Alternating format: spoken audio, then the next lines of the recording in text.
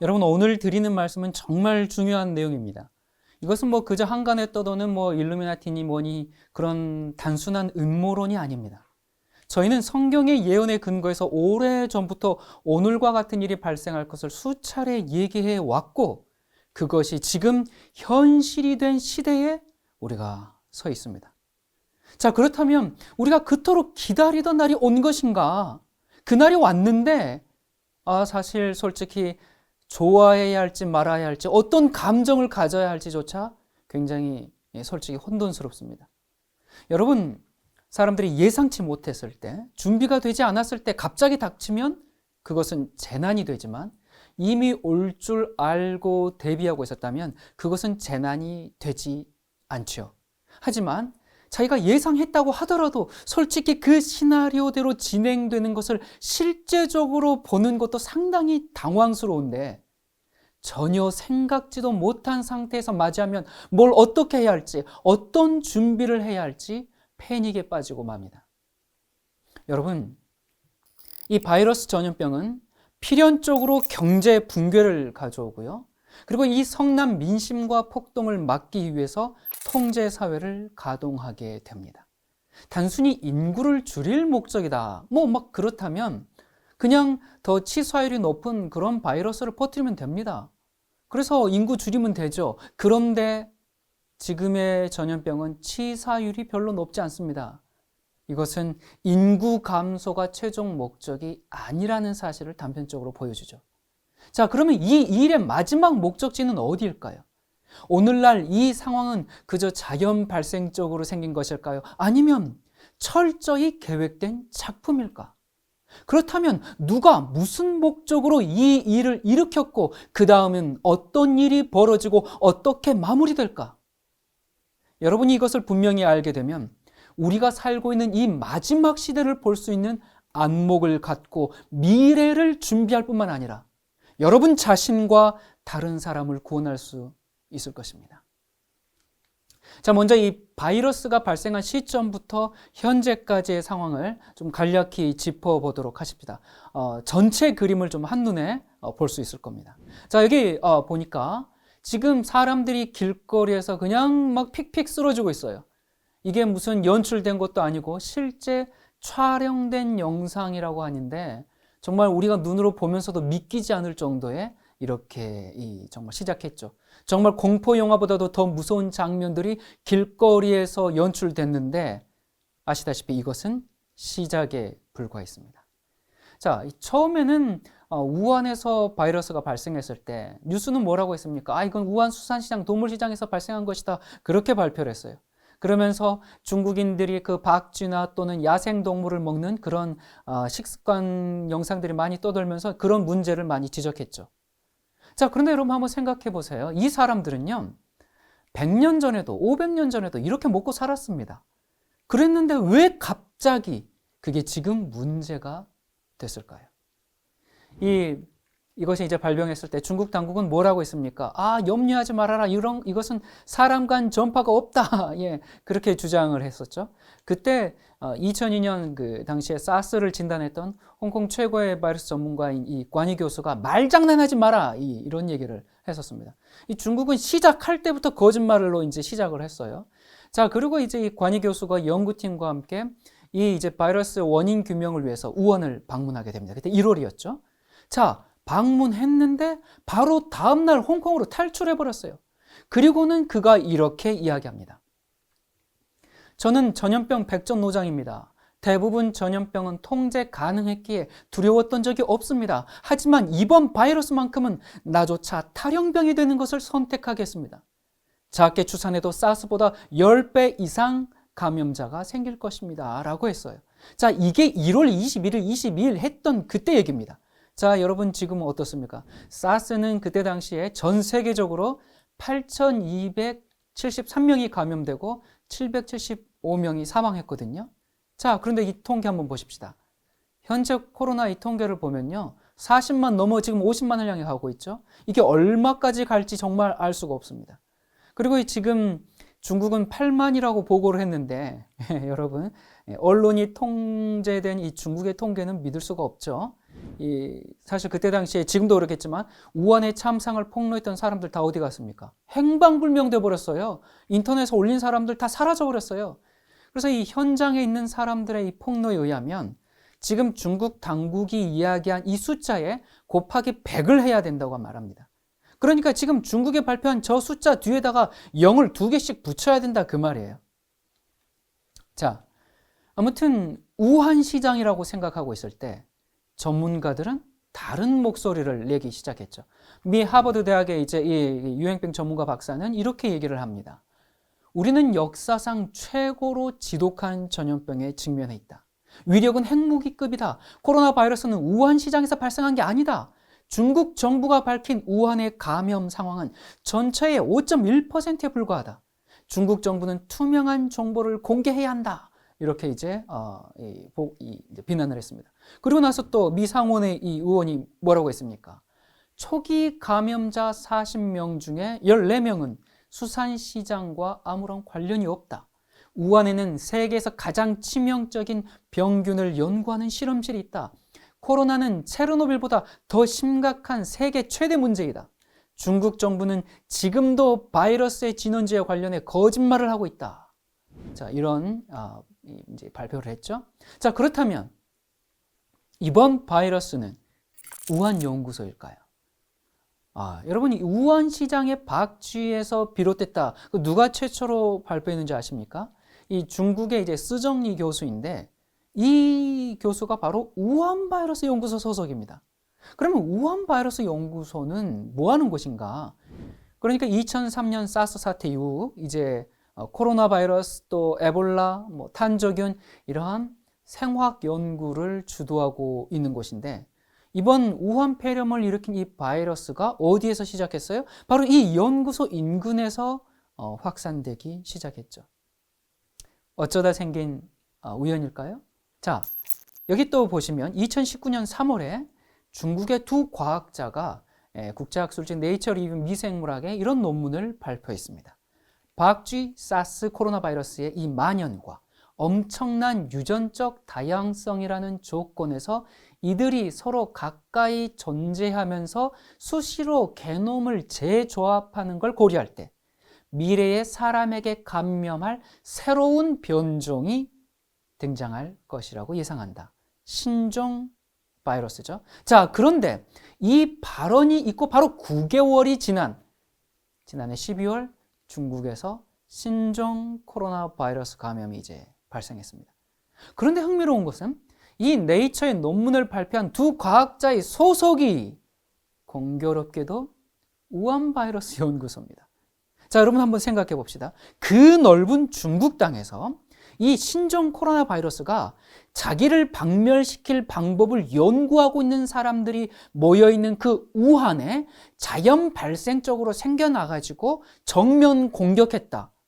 여러분, 이것은 로또 1등 당첨보다도 더 희박한 일이 아니겠습니까? 자, 중국은 최초 발생지가 우한의 시장이라고 주장하는데 이 국제학술지 사이언스나 또 란셋에 따르면 최초 감염자 4명 중 3명이 이 수산시장을 방문한 적이 없는 것으로 밝혀졌거든요. 그래서 이제 미국의 이 감염병 전문가 이제 다니엘 루시가 이 사이언스 이제 뭐라고 얘기했냐면 수산시장에서 확산되기 전에 우한과 다른 곳에서 사람 간에 조용히 퍼졌을 것이다. 그렇게 이제 그 가능성을 얘기했습니다. 그러니까 바이러스가 시장에서 외부로 전파된 것이 아니라 외부에서 시장으로 들어왔다는 것이죠.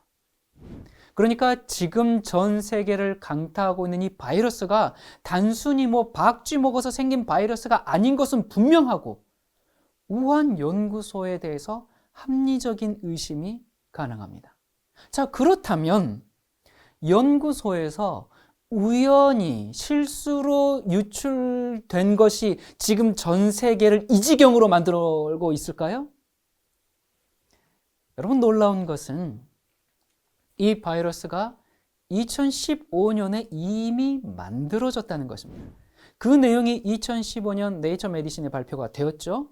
자, 사스는 박쥐에서 사양 고양이로부터 전파된 바이러스입니다. 메르스는요, 낙타 이렇게 알고 있는데 그것도 박쥐에서 낙타에게 전파되었죠.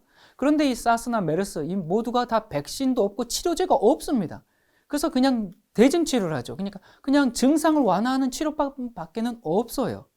그래서 이제 이 과학자들이 이 사스와 메르스 등의 이 바이러스를 경험하면서 또 박쥐로부터 바이러스가 발생할 것을 이제 염려해서 인간이 먼저 이 신종 코로나 바이러스를 만들자. 그래서 그것을 만들었고, 그래서 실험을 했고, 그래서 거기에 맞는 백신을 미리 만들어 놓으려고 했습니다. 자, 그런데 바이러스는 만들었어요. 실험도 했어요.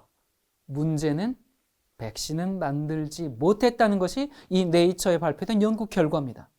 그러니까 지금 퍼지고 있는 이 바이러스가 이미 5년 전에 인간의 의도 아래 만들어졌다는 것은 부인할 수 없는 사실입니다. 물론 그때는 백신을 만들지 못했지만 앞으로는 좀 만들기를 바랍니다. 자, 그런데 또 우연의 정말 일치인지, 우연히 자주 나와요. 이 바이러스를 미국과 중국의 연구팀이 2015년에 합작으로 만들었는데 공교롭게도 이 중국팀이 바로 중국 우한 바이러스 연구소가 이 일에 참여했습니다. 우리는 점점 이것이 그저 수산시장에서 우연히 발생한 것이 아닐 뿐만 아니라 연구소에서 실수로 유출된 것도 아니라는 그 사실을 합리적으로 생각할 수가 있습니다. 자, 그런데 한 번 더 놀랄 사실은 이 코로나 바이러스가 시작되기 약 2달 전에 무슨 일이 있었습니까? 이벤트 201이라는 이 행사가 진행되었죠. 여러분, 이벤트 201, 이건 뭐예요? 2019년 10월 18일에 이제 그 빌 게이츠 재단과 존스 홉킨스 이 주관 행사로서 여기에 아주 유명 인사들 130여 명이 이제 특별히 초대받았어요. 그래서 하나의 시뮬레이션을 이제 펼쳤는데 전염병이 어떻게 전 세계에 퍼지고 그리고 어떤 결과를 가져올지에 대한 시뮬레이션이었습니다. 이 모의 실험된 이 질병은 이제 그때는 박쥐에서 돼지를 거쳐서 사람들에게 전염되는 신종 코로나 바이러스였습니다. 폐렴과 유사한 증상으로 발병 후에 6개월 뒤 이제 전 세계로 확산되고 그 시뮬레이션에 따르면 18개월 후에는 대략 6,500만 명이 사망을 한 이제 모의 실험이었습니다. 자, 이걸 누가 했어요? 빌 게이츠 재단과 존스 홉킨스에서 전 세계 이제 130명의 유명 인사들을 초대해서. 근데 이 시뮬레이션을 언제 했다고요?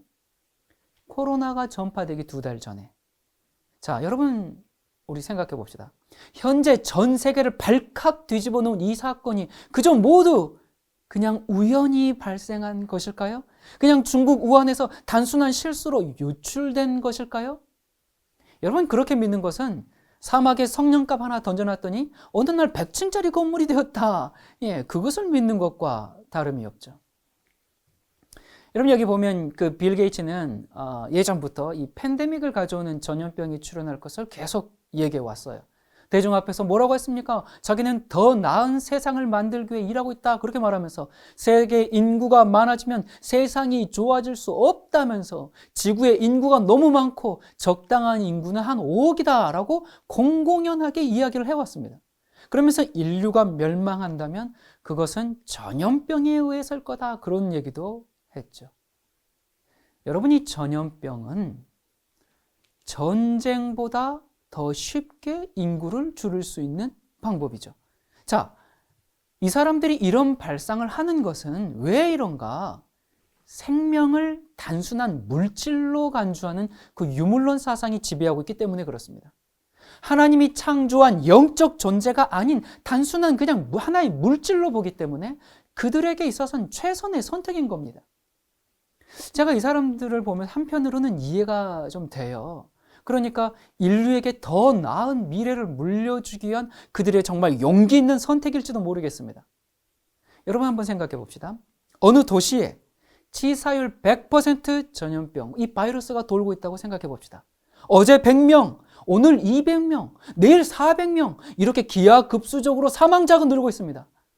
의료진도 함께 치료하다가 같이 감염돼서 같이 죽어가고 있고 사람들을 구할 백신은 없어요. 자, 이 도시가 봉쇄되어 있기 때문에 이 감염자들이 정말 살기 위해서 외부로 빠져나갈 수도 있습니다. 또는 이 감염자들과 접촉한 이 동물들이 빠져나갈 수도 있겠죠. 자, 그렇게 되면 금방 다른 도시들도 위협을 받게 될 겁니다. 자, 그러면 다른 주변 도시뿐만 아니라 그렇게 퍼져나가기 시작하면 국가 전체가 감염될 수도 있고, 이건 한 나라만이 아니라 지금 우리가 보시다시피 이게 전 세계에 전파돼서 얼마나 큰 희생이 발생할지도 모릅니다. 이건 치사율 100%이기 때문에. 자, 여러분 어떻게 하겠습니까? 이 도시를 폭파하고 다른 사람을 구하고 다른 도시를 구하고 이 지구를 구할 것인가? 아니면 감염자들의 생명을 존중하면서 그들이 죽을 때까지 계속 치료를 할 것인가? 그러면서 계속 백신이 나오기를 기다리면서 그들을 계속 이 생명을 연장하면서 이렇게 죽어갈 것인가? 사망률 100%. 여러분 같으면 그 도시를 어떻게 하시겠습니까? 쉽지 않은 질문이죠. 마찬가지로 이 지구의 자원은 한정되어 있는데 인구는 계속 늘어나고 있고 그로 인한 환경 파괴로 지구가 자멸할 위기에 있습니다. 여러분 어떻게 하시겠습니까? 인류에게, 후손들에게 망가진 미래, 저주받은 미래를 물려줄 것인가? 아니면 희생이 따르더라도 더 좋은 미래를 물려줄 것인가? 잘 알다시피 그들은 후자를 택했습니다. 어떻게 보면 굉장히 숭고한 희생인 것 같습니다. 여러분, 그런데 만약에 인간만 있다면, 그냥 인간이 다스리는 세계라면 그 선택이 옳았는지도 모릅니다. 그러나 한 가지 중요한 사실을 잊어버렸습니다. 이 세상은 하나님이 다스리고 있다는 사실입니다. 인간의 모든 문제는 하나님이 다스리실 것입니다. 인류의 모든 문제는 하나님이 해결하실 것입니다. 하나님을 떠난 인간들이 자기들의 힘으로 뭔가를 해보려고 하는 것은 하나님에 대한 도전입니다. 하나님 권위에 대한 찬탈입니다. 여러분, 인구를 5억으로 줄여나가는 동안 수많은 사람들이 죽어나가는 것은 사탄이 원하는 바죠. 왜? 사탄은 어떻게든 구원받는 인간을 없애기 위해서 수많은 전략을 구상하고 시행하고 인간 대리자들을 통해서 일하고 있기 때문에. 그러나 하나님은 그렇게 인구가 죽어나가도록 그 일이 진행되도록 허락하지 않을 것입니다. 자, 그렇다면 빌 게이츠나 이런 세계주의자들이 이 일의 배우란 말인가? 진짜 배우는 누굴까? 성경은 이 일의 배우가 누구인지, 그리고 이 일이 어떻게 흘러가고 어떤 결과를 가져올지 아주 명확하게 말씀해주고 있습니다. 이 일의 배우는 그냥 악의 근원 사탄이다, 그런 얘기가 아닙니다. 그 실체를 아주 분명하게 지목해주고 있습니다.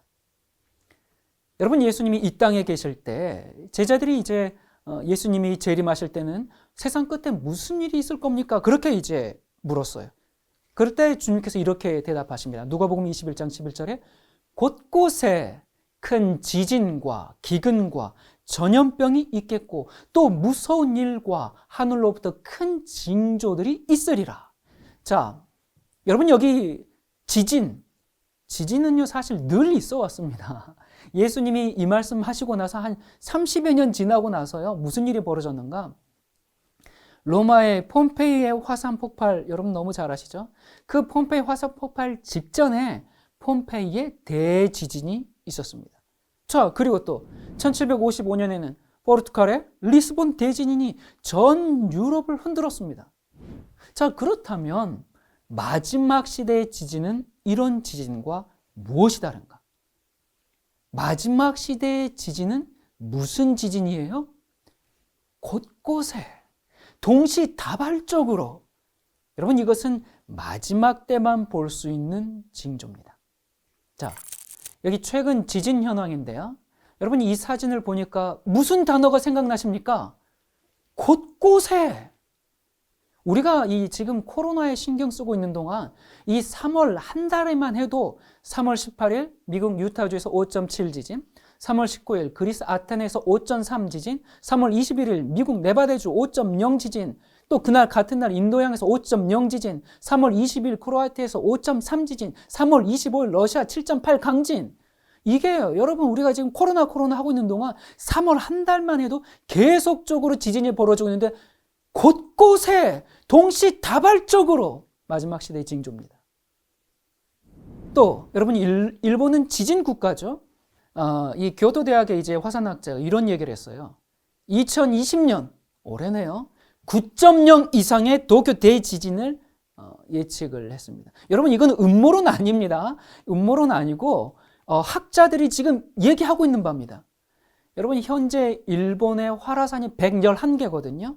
이 대지진이 일어나면 여러분 이 화산 폭발이 도미노 현상으로 일어나서 일본의 3분의 2가 침몰한다고 일본의 학자들이 이야기하고 있습니다. 당장 다음 주에 이런 일이 일어난다 해도 전혀 이상하지 않을 만큼 시간 문제다. 이렇게 경고하고 있습니다. 곳곳에 지진이 있습니다. 자, 그리고 이것은 세계 기아 현황인데요. 자, 이 사진을 보니까 여러분 무슨 단어가 생각납니까? 곳곳에. 자, 지진과 기근 그리고 곳곳에 뭐요? 전염병. 여러분 이 전염병이 지금 현재 전 세계 곳곳을 덮치고 있습니다. 자, 전염병이 그냥 전염병으로 끝나는 게 아닙니다. 뭘 불러와요? 경제공황, 다른 말로 기아, 기근. 여러분 베네수엘라가 이 경제공황으로 어떻게 됐는지 너무 잘 아시죠? 세계 최대 산유국으로 한때 남미에서 가장 부유했던 이 베네수엘라가 7년째 거지처럼 살고 있습니다. 전 국민이. 여러분 그런 나라 상상해 봤습니까? 도시의 전기도 끊기고 세계 최빈국으로 전락해 버렸습니다. 이 바이러스 때문에 전 세계 경제가 지금 마비됐습니다. 이 코로나가 문제가 아니라 경제의 위기는 앞으로 더 큰 시련을 줄 것입니다. 지금 여러분 계속 뉴스 듣죠? 국내와 세계 경제 전문가들은 뭐라고 얘기합니까? 한국의 이 1997년의 그 IMF, 미국의 2008년 서브프라임 글로벌 금융위기는 물론이고 전 세계는 1929년 경제 대공황 수준까지 갈 수 있다는 그런 경고를 계속하고 있어요. 왜 그래요? 전 세계가 지금 자택격리 중이죠. 다 통제했죠. 거리가 텅텅 비었어요. 그러니 당연히 내수가 살아날 수가 없죠. 거기에다가 전 세계가 다 국경을 폐쇄했어요. 수출길도 막혔죠. 그러니까 내부 외부 위기가 그냥 동시에 왔죠. 내후외환입니다.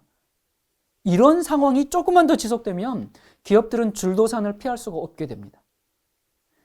여러분 1997년 IMF 때 이 한보 등의 이제 이 대기업 몇 군데서 문제가 시작돼 가지고 점점 다른 부분으로 이제 확산돼 그렇게 됐었죠. 그리고 2008년 금융시장에서는 금융시장에서 이제 금융권에서 먼저 문제가 터지기 시작해 가지고 그것이 실물 경제에 영향을 미쳤어요. 자, 그런데 지금은 이미 시작 단계에서 실물 경제부터 위기인 겁니다. 여러분 IMF 때 집값이 3분의 1토막까지 났었죠. 명예퇴직이라는 말이 그때 생겼어요. 한국 이 경제 생태계 자체를 완전히 뒤바꿔버리고 오늘날 한국은 이제 외국 자본에 의해서 살아갈 수밖에 그렇게밖에 없게 만든 IMF.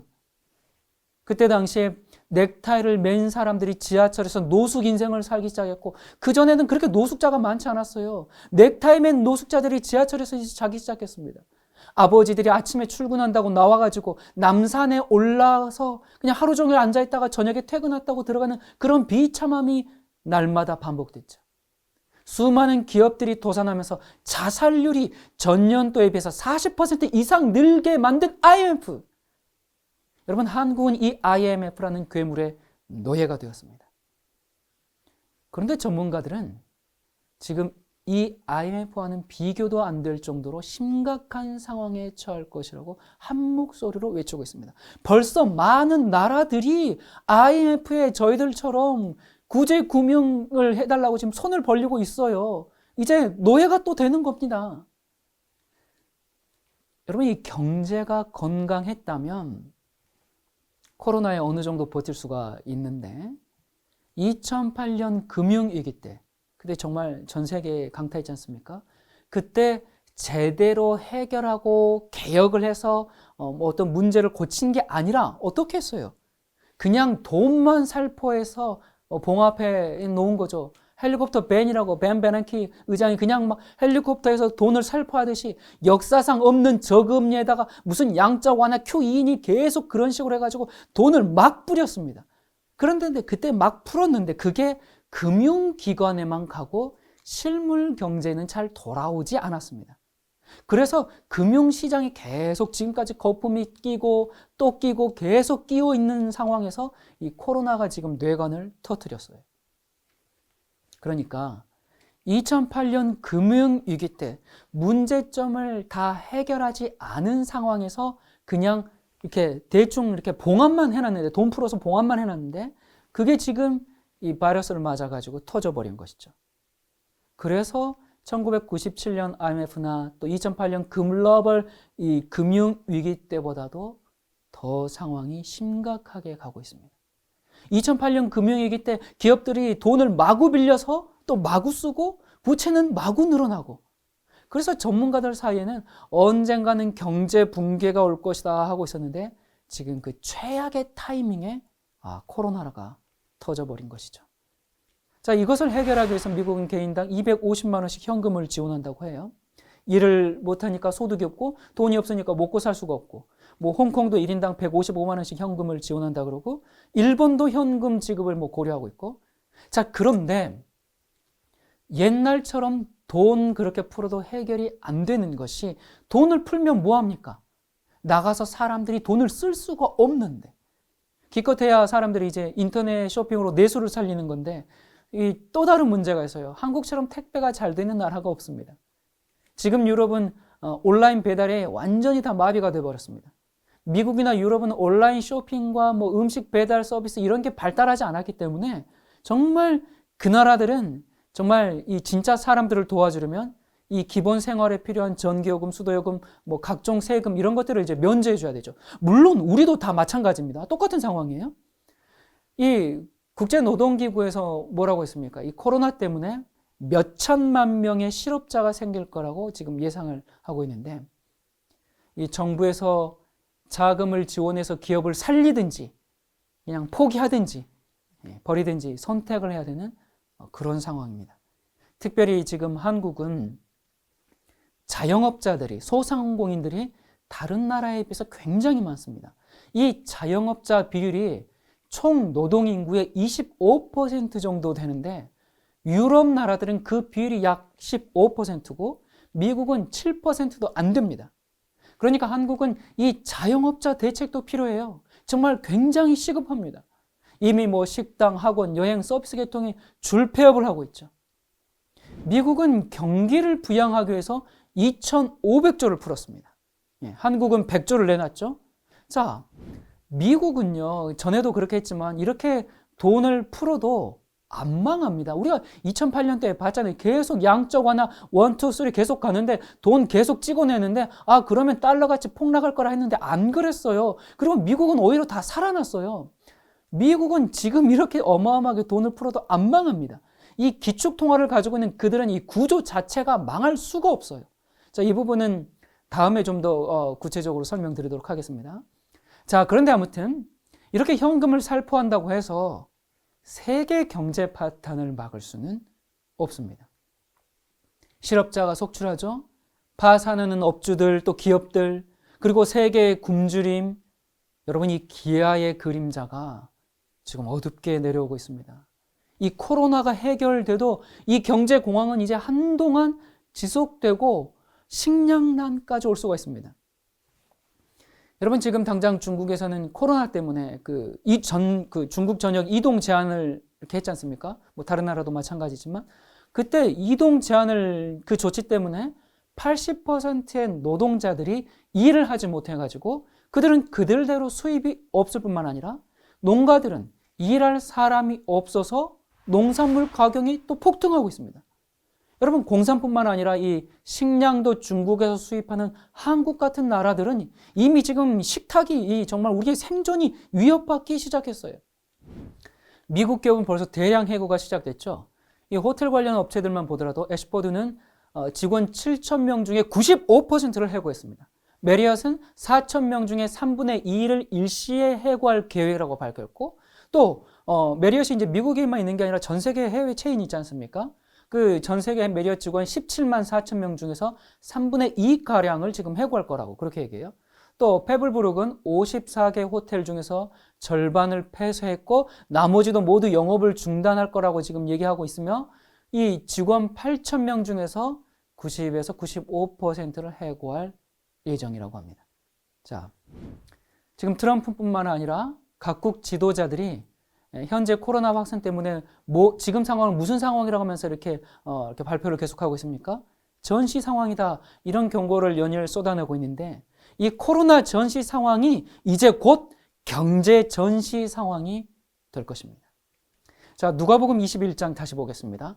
곳곳에 큰 지진과 기근과 전염병이 있겠고 또 무서운 일과 하늘로부터 큰 징조들이 있으리라. 그때에 사람들이 너희를 환난에 넘겨주겠으며 너희를 죽이리니 너희가 내 이름을 위하여 모든 민족에게 미움을 받으리라.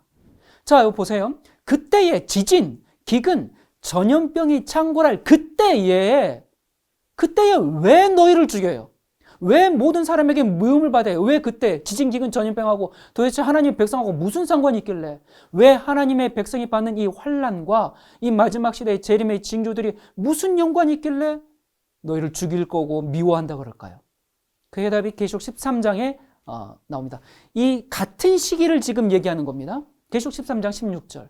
저가 모든 자, 곧 작은 자나 큰 자나 부자나 빈궁한 자나 자유한 자나 종들로 그 오른손에나 이마에 표를 받게 하고 누구든지 이 표를 가진 자 외에는 매매를 못하게 하니 이 표는 곧 짐승의 이름이나 그 이름의 수라. 자, 여러분, 누가복음 21장, 마태복음 24장, 계시록 13장, 이게 다 같은 시기거든요. 여기 보니까 그때에 왜 하나님 백성이 미움을 받는가? 왜 그들이 죽음에 내어지는가? 매매를 못하게 하죠. 여기 보니까 아무도 사고 팔고 못하게 됩니다. 아니, 다시 얘기할게요. 짐승의 표를 받은 사람만 사고 팔고 시장 경제에 참여할 수 있다, 그 말입니다. 자, 왜 경제 활동을 통제합니까? 왜 오늘날과 같은 이런 일이 왜 발생하느냐면 인구 감소가 목적이 아닙니다. 그 목적이 뭐냐? 계시록 13장에 정확하게 말씀해 줍니다. 저가 권세를 받아 그 짐승의 우상에게 생기를 주어 그 짐승의 우상으로 말을 하게 하고 또 짐승의 우상에게 경배하지 아니하는 자는 몇이든지 다 죽이게 하더라. 전염병으로 공포감을 조성하고 경제 파탄으로 시민들을 통제한 다음 뭐 하려고요? 뭘 해요? 짐승에게 뭐 한다? 경배하도록 하기 위해서. 여러분, 이 경배라는 것은 시장 용어가 아닙니다. 여러분, 이건 종교 용어입니다. 자, 그렇다면 짐승이 누군가요? 짐승의 표를 설명하고 있는 계시록 13장에는 두 짐승이 나옵니다. 1절에 내가 보니 바다에서 한 짐승이 나오는데 뿔이 10이요 머리가 7이라. 그 뿔에는 10면류관이 있고 그 머리들에는 참남한 이름들이 있더라 라고 하면서 이 첫 번째 짐승에 대한 설명이 1절부터 10절까지 나옵니다. 자, 그리고 11절부터 내가 보매 또 다른 짐승이 땅에서 올라오니 새끼 양같이 두 뿔이 있고 용처럼 말하더라. 이 두 번째 짐승이 11절부터 18절까지 나옵니다. 자, 이 계시록 13장 전체를 보면 두 번째 짐승이 첫 번째 짐승을 위해서 우상을 만들고 전 세계 사람들에게 그 우상에게 경배하도록 정치적인 영향력을 행사한다고 되어 있습니다. 자, 오늘은 시간이 없기 때문에 계시록 13장을 자세히 살펴보지는 않겠습니다. 그런데 성경의 예언들에 의하면 그러면 이 첫 번째 짐승은 누군가? 바티칸입니다. 두 번째 짐승은 어딘가? 미국입니다. 여러분, 한 국가가 용처럼 말한다는 것은 강제법을 시행한다는 겁니다. 용처럼 말한다. 뭐 용처럼 말해 크게 소리치는 거예요? 아니죠. 강제적으로 사람을 통제한다. 그럼 어떻게? 뭘로? 법으로.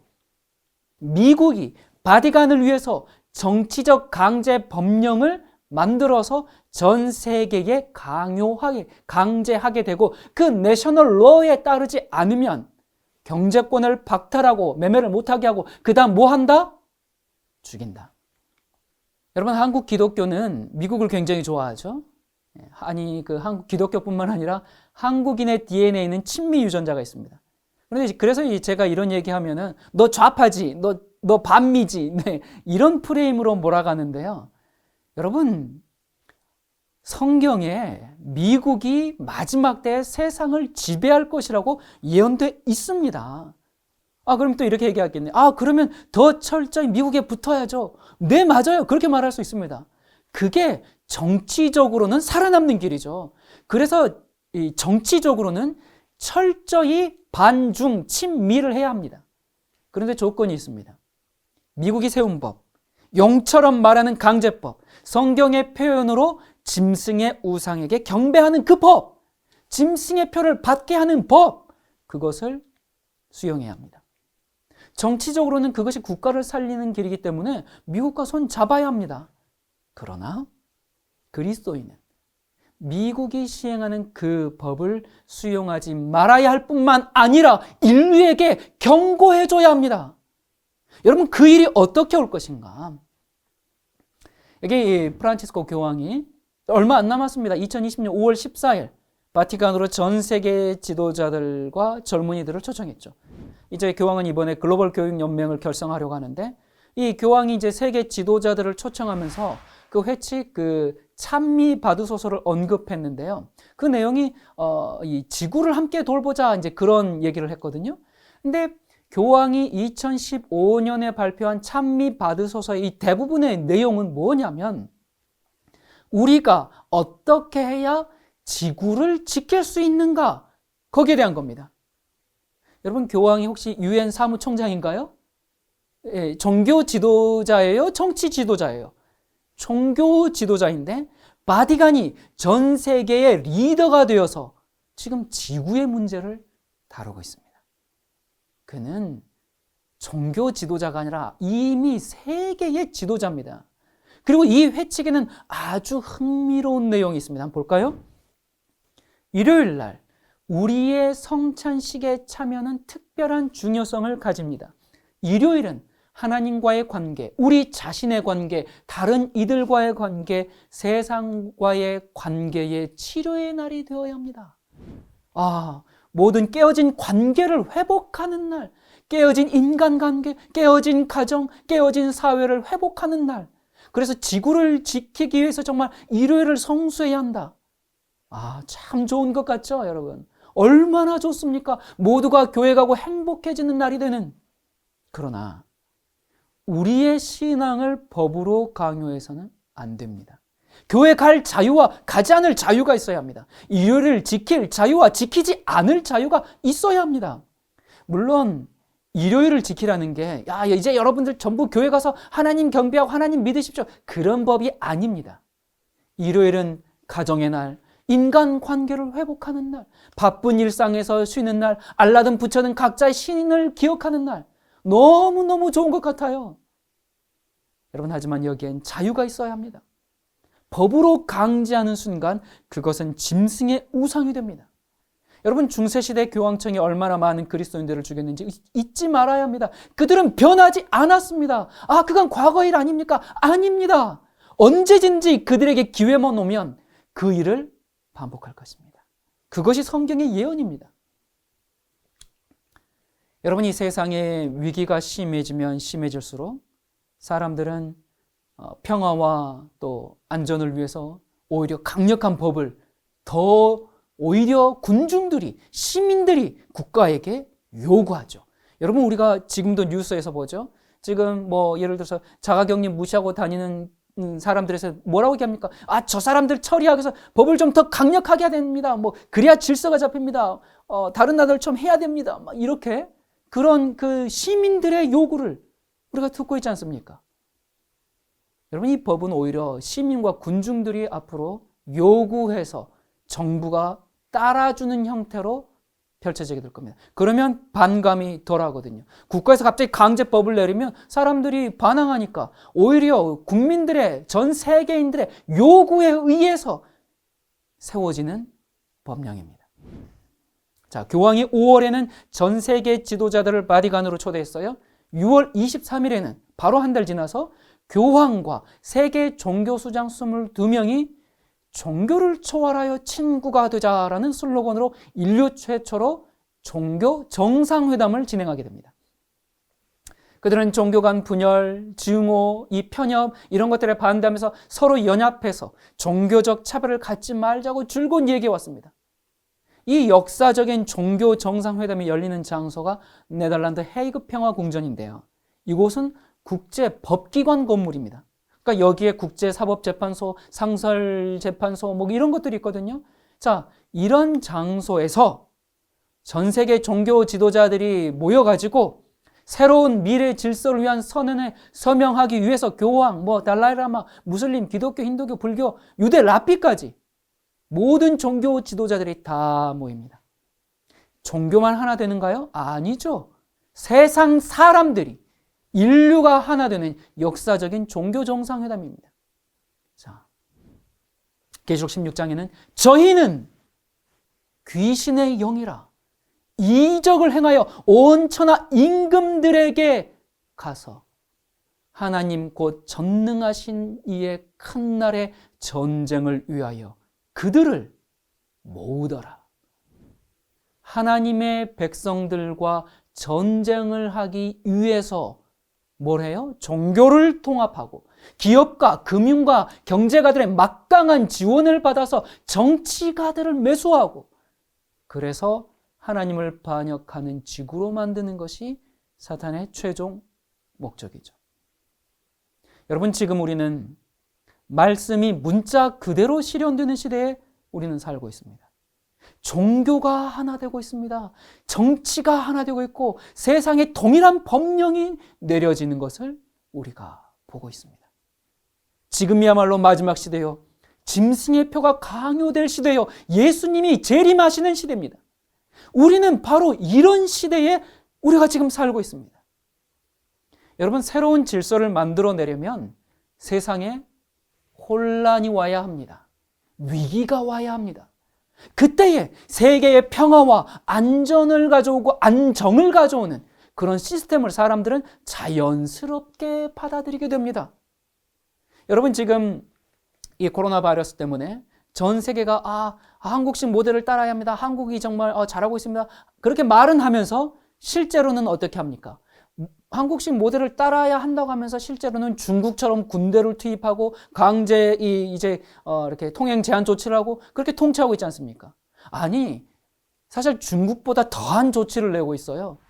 이 중국에서는 우한 방문 그 사실을 숨긴 남자가 징역 10개월에 처해졌는데, 아랍에서는 코로나와 관련해서 가짜 뉴스로 확진자 수를 부풀리거나 그렇게 해서 공포를 조장하는 그런 얘기들을 인터넷에 올리면, 그렇게 허위 사실을 유포하면 10억 원의 벌금이나 종신형을 받을 수 있다고 보도돼 있습니다. 또 이란에서는요, 마스크를 사재기 할 경우에 사형에 처하겠다고 밝혔어요. 자, 이런 얘기 들으면 어때요? 한국도 좀 저렇게 해야 되는데, 여러분 그런 생각 들 겁니다. 그래야 저런 이 범죄가 저런 일이 없어질 텐데, 그런 생각 들으시죠? 스페인에서는 또 어떻겠습니까? 자가격리 지침을 어기면 8억 원의 벌금을 부과하기로 했습니다. 이탈리아에서는 그 자가격리 중에 확진자가 쇼핑을 하다가 적발돼가지고 12년의 징역형에 처해질 수 있다고 했습니다. 자, 이런 얘기 들으면 어때요? 너무 심하네. 저렇게 하면 안 되는데, 그렇게 생각하십니까? 아니죠. 대부분의 사람들이 와, 잘한다. 더 심하게 해야지. 그렇게 얘기하고 있지 않습니까? 여러분, 미국은 어떻습니까? 제 지인들이 이번에 정말 폭탄 맞은 것 같은 그 뉴욕에, 또 미 질병관리본부가 있는 CDC가 있는 그 애틀란타에, LA에, 샌프란시스코, 이 곳곳에 계시는데, 텍사스에도 계시고, 정말 이 전쟁과 같은 상황입니다. 미국에서도 국가의 통제권이 발동했는데, 이 사람들은 이 모든 것을 그냥 당연하게 받아들이고 있습니다. 삶을 통제하는데 어느 누구 하나도 반발하지 않습니다. 왜 그래요? 왜 그럴까요? 내가 자유를 누리는 것보다는 뭘 더 원하니까? 안전을 더 원하니까. 그리고 너무 갑작스럽게 모든 것을 통제해버리니까 사람들이 생각할 틈이 없습니다. 그냥 따라갑니다. 그렇게 똑똑하다는 사람들이 그냥 막 따라가고 있어요. 여러분, 제가 처음에 말씀드렸듯이 오래전부터 오늘과 같은 일이 발생할 것을 성경의 예언에 근거해서 수차례 얘기해 왔고 그것이 현실이 된 시대에 지금 와 있습니다. 자, 이것이 정말 짐승의 우상이 세워지고 짐승의 표 환란까지 직행할 것인가? 아니면 하나님께서 한 번의 기회를 더 주실 것인가? 너희들 봤지? 정말 정신 차려야 된다. 깨어나야 된다. 그렇게 정말 우리에게 준비할 수 있도록 기회를 주실 것인가? 이번에 이 위기가 어떻게 해결될 수도 있습니다. 그러나 여러분 이 패턴이 반드시 짧은 시간 내에 다시 반복됩니다. 그때는 지금보다 더 감당할 수 없는 무게로 밀려 들어올 겁니다. 짐승의 표를 받은 사람만 건물에 출입할 수 있고 음식을 살 수가 있고 범죄자가 아닌 대우를 받게 됩니다. 여러분 이번에 사람들은 너무나 이제 잘 훈련돼 버렸어요. 이런 일이 생겼을 때는 여러분 처음에 한국에서 봉쇄라는 단어 말 나와가지고 어떻게 됐습니까? 그 사람 이렇게 물러났죠? 그 정도였어요. 그런데 이게 전 세계적으로 퍼지고 시간이 가다 보니까 지금은 오히려 어떻게 얘기합니까? 저 정말 다 통제해야 된다. 더 형을 무겁게 해야 된다. 이렇게 오히려 지금 요구하는 상황이 돼버렸죠. 이렇게 이번에 너무 잘 훈련됐고 잘 길들여졌습니다. 전 세계적으로. 여러분 전 세계를 대상으로 똑같은 어떤 이 모의 실험을 지금 아주 기가 막히게 하고 있는 이걸 좀 보시기 바랍니다. 이게 한 나라가 아닙니다. 이런 일이 발생할 때 당연히 사람들은 어떻게 생각해요? 국가가 더욱 강력하게 시민을 통제해야 되지. 그리고 통제에 따르지 않는 사람들은 저 사람들은 사회 안녕을 심각하는 아주 불순물자들이기 때문에 그렇게 끝나는 것이 아니라 그 다음 뭐 한다? 거침없이 사형을 선고하는 겁니다. 위기가 오면 사람들이 행동하는 패턴이 있거든요. 자, 위기가 왔어요. 처음에는 굉장히 불안합니다. 나는 안전할까? 우리 가족은 괜찮을까? 마스크를 빨리 사야 되는데, 치료약은 없을까? 이렇게 이제 불안해하죠. 그러다가 확진자들을 혐오하기 시작합니다. 저리 가, 이 병균 덩어리야.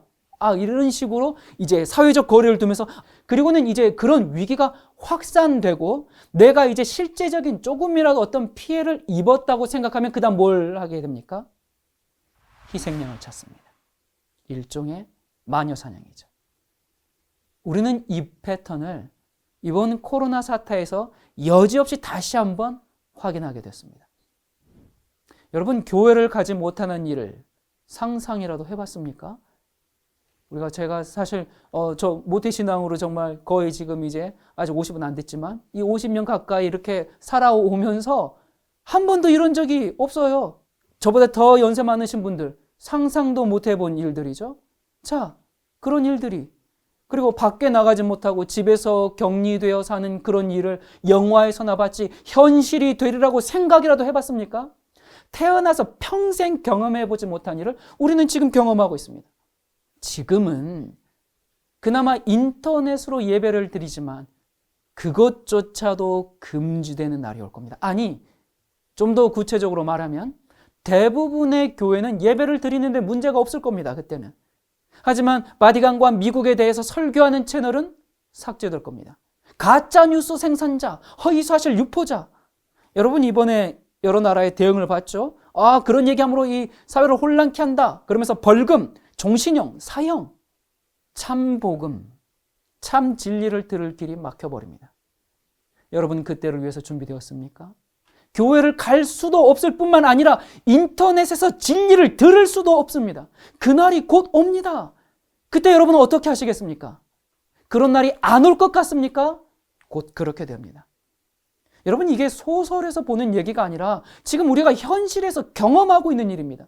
이런 일을 보면서도 깨어나지 못한다면 도대체 무슨 수로 어떻게 깨우겠습니까? 여러분 얼마 전에 제가 이슬람과 교황청의 커넥션에 대한 강의를 했었는데 유튜브에서 영상을 삭제했어요. 차단한 이유가 종교적인 혐오감을 주기 때문이라고 통보가 왔습니다. 모든 종교가 정말 우리는 친구야 하면서 평화와 화합으로 가고 있는 이 시점에 저 같은 사람은 갈등과 분열을 일으키고 정말 이 차별을 조장하는 그런 극단주의자 취급을 받는 시대에 우리가 지금 살고 있습니다. 지금은 뭐 영상이 삭제되는 정도지만 조금 있으면 채널이 아예 삭제될 것이고 저는 범법자가 되는 것입니다. 여러분이 유튜브에서 얼마나 더 제 설교를 들으실 수 있을지 모르겠습니다. 기회가 있을 때 지금 부지런히 들으시기를 바랍니다. 어느 목사님이 저에게 손 목사는 계시록으로 소설을 쓴다 그렇게 비판을 하더라고요. 여러분 지금 전 세계에 벌어지는 이 상황이 소설 같으십니까? 냉혹한 현실입니다. 아니, 고대해 왔던 현실입니다. 왜냐하면 이 일 다음은 예수님의 재림이기 때문에 그렇습니다. 여러분 오늘 바티칸과 미국에 대해서 더 설명드릴 시간이 없어요. 유튜브에서 요한계시록 강해라고 검색하셔서 30여 편을 꼭 시청하시기 바랍니다. 그렇다면 여러분은 우리가 살고 있는 이 마지막 시대를 볼 수 있는 안목을 갖고 미래를 준비할 뿐만 아니라 여러분 자신과 다른 사람을 구원할 수 있을 것입니다.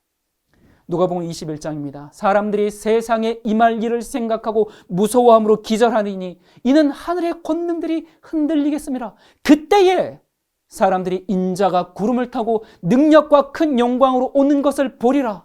이런 일이 되기를 시작하거든 일어나 머리를 들라 너희 구속이 가까웠느니라.